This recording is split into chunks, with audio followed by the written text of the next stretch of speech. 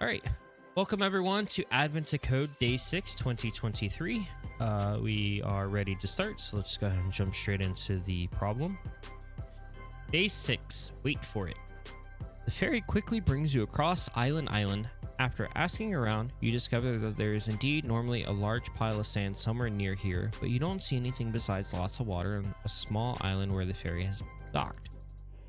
As you try to figure out what to do next, you notice a poster on the wall near the ferry dock. Boat races, open to the public. Grand prize is an all-expense-paid trip to Desert Island. Oh my goodness. There must be where the sand comes from. Best of all, the boat races are starting in just a few minutes. You manage to sign up as a competitor in the boat race just in time. The organizer explains that it's not really a traditional race. Instead, you will get a fixed amount of time during which your boat has to travel as far as it can, and you will win if your boat goes the farthest. Okay, so we're trying to maximize our distance, it sounds like. As part of signing up, you get a sheet of paper. The list that time allowed for each race and also the best distance ever recorded in that race. To guarantee you win the grand prize, you need to make sure you go farther in each race than the current record holder. The organizer brings you over to the area where the boat races are held. The boats are much smaller than you expected. They're actually toy boats, each with a big button on top. Holding on the button charges the boat, and releasing the button allows the boat to move. Uh-oh. I think I know where this is going. Boats move faster if their button was held longer, but the time spent holding the button counts against the total race time. You can only hold the button at the start of the race, and boats don't move until the button is released.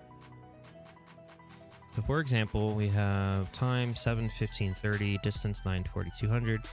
This document describes 3 races. The first race lasts 7 milliseconds, and the record distance in this race is 9 millimeters. The second race lasts 15 milliseconds, and the record is 40 millimeters. And the third is 30, and the record is 200 millimeters. Your toy boat has a starting speed of 0 millimeters per millisecond. For each whole millisecond you spend at the beginning of the race holding down the button, the boat's speed increases by 1 millimeter per millisecond. So because the first race lasts 7 milliseconds, you only have a few options. Don't hold the button at all. That is, hold it for 0 milliseconds at the start. The boat won't move and will travel 0 millimeters. Hold it for 1 second. You get a speed of 1 millimeter per second, and you get to go 6 millimeters, so on and so forth. So there's a maximum here, based off of how this function behaves. Since the current record for this race is 9 millimeters, there are actually 4 different ways you can win. You can hold the button for 2, 3, 4, or 5 milliseconds at the start of the race. In the second race, you could hold the button for at least 4 milliseconds and at most 11 and beat the record. And in the third, you could hold the button for at least 11 milliseconds and no more than 19 milliseconds and still beat the record. To see how much margin of error you have, determine the number of ways you can beat the record in each race, and then take the product. Determine the number of ways you could beat. Okay. So first, let's look at the puzzle input.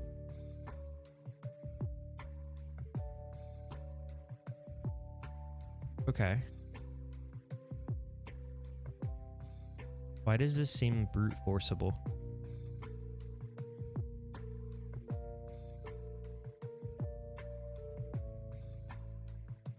Like, these numbers are small, right?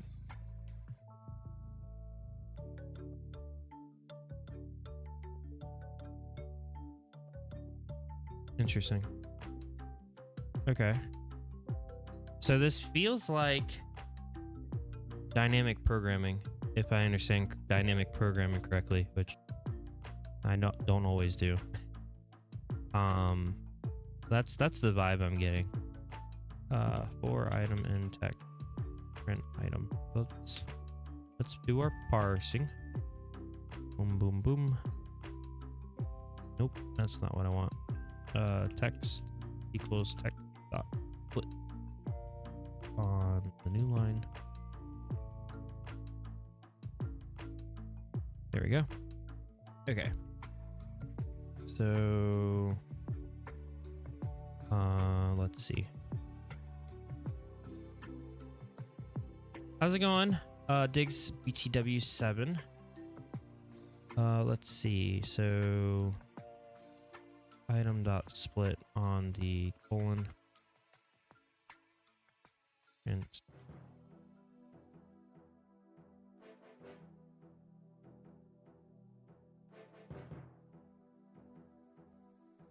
then let's see.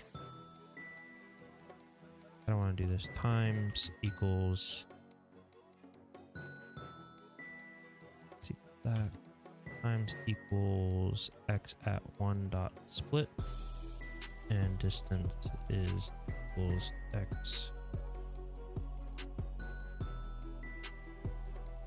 Or wait, no.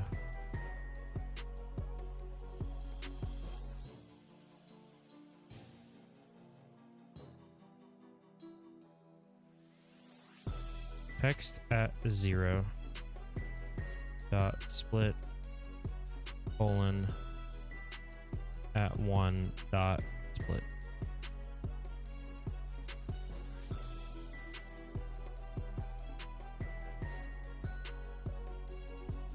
Distances equals this, but 1.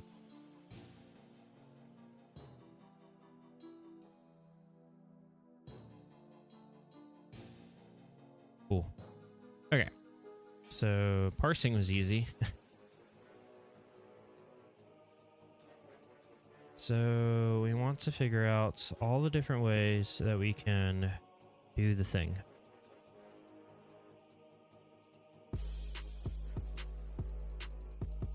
Like, I just want to do this sort of naively. I in range here for race and range len times.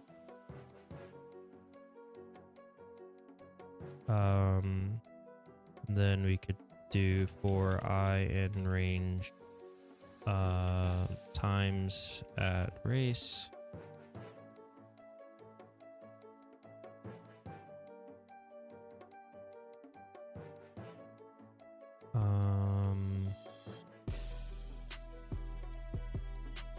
Int x for x in. Make these integers.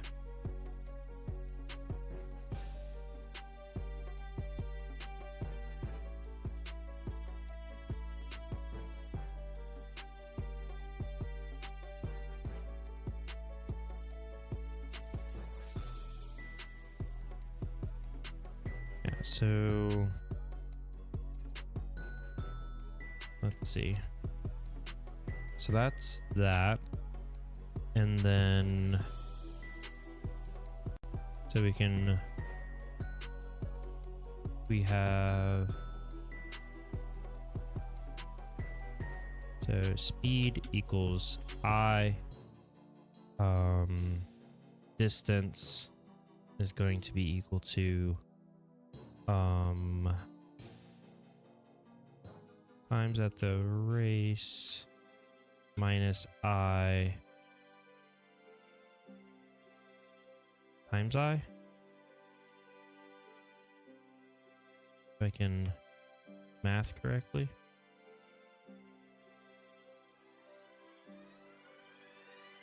Which is always, you know, the question. Can I math correctly? 6, 10, 12, 12, 10, 6. 6. So 0. I have a 0, right? Yeah. 0, 6, 10, 12, 12, 6, 0. 0, 6, 10. There's another 10 in there somewhere. 0, 6, 10, 12, 12, 10, 6. And then I guess I could go up to that and then get zeros at the end as well. Okay.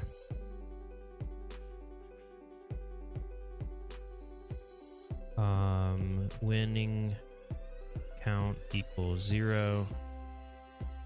So then this is just going to be if distance, I think it's strictly greater than, distance is at race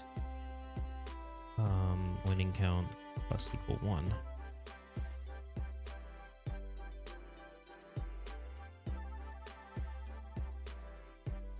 Oh, but I need to do it for, I need to look at the different wins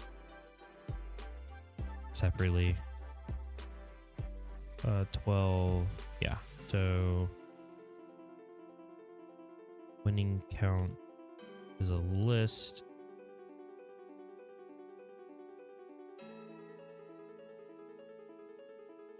Wins equals 0. Wins plus equal 1. Winning count pinned wins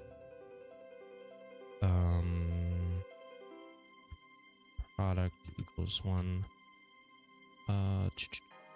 for item and winning count product times equals item.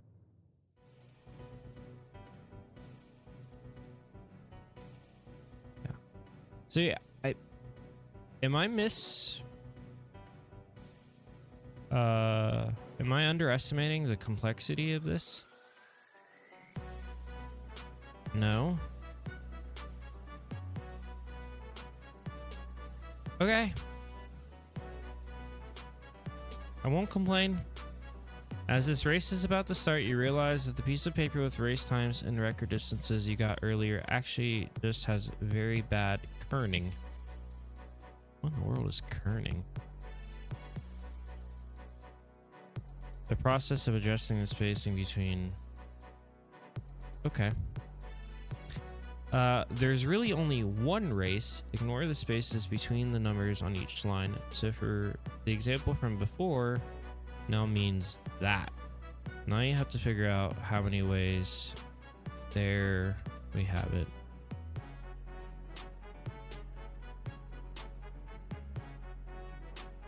Is that still like... Is that not brute forceable either? I don't know. Let's find out. Let's see.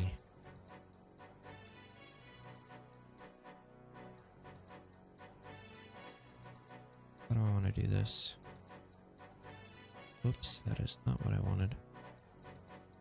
I want to put this all in a function.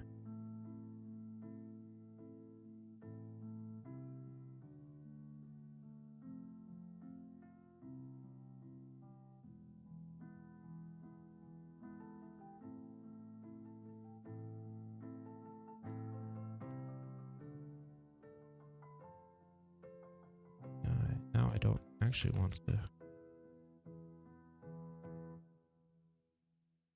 this.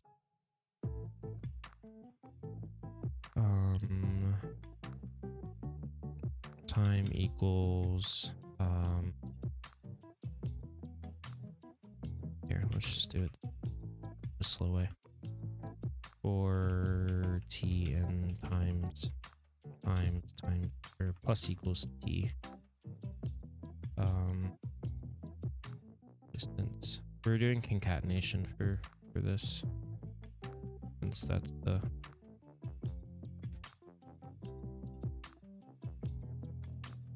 distance. I can't spell. E. Distance time.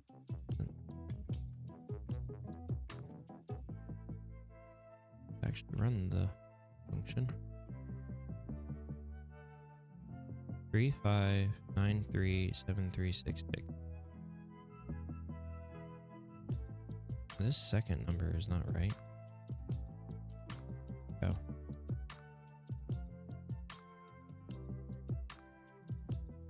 Users.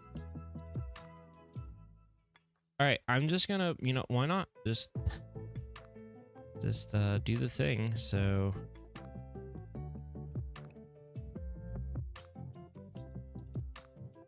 see what happens. Let's see. Time.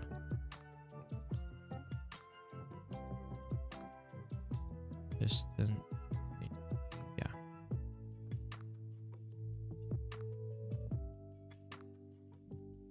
That's not what I want. What am I doing here? Times at race. Let's just make the for loop scratch. Time plus 1. Distance is going to be equal to I times time minus I.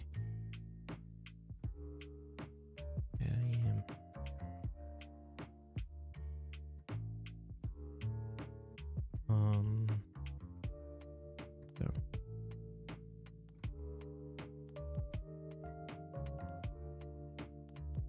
Can only concatenate string, not int the string. Yeah, these need to be in.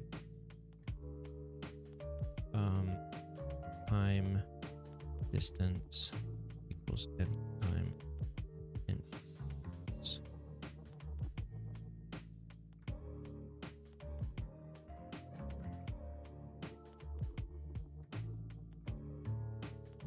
see.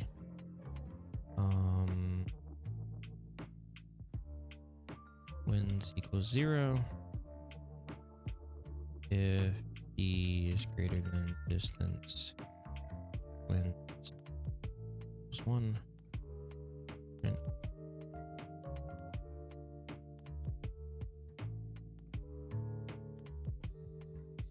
let's run it on this first, just to make sure we didn't do anything stupid.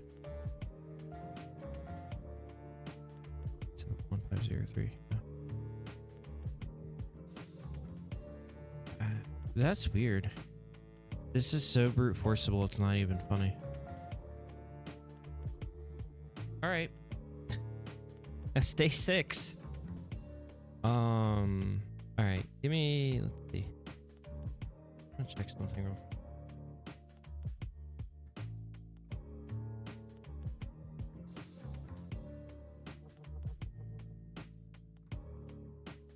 All right. So let's look through our answer.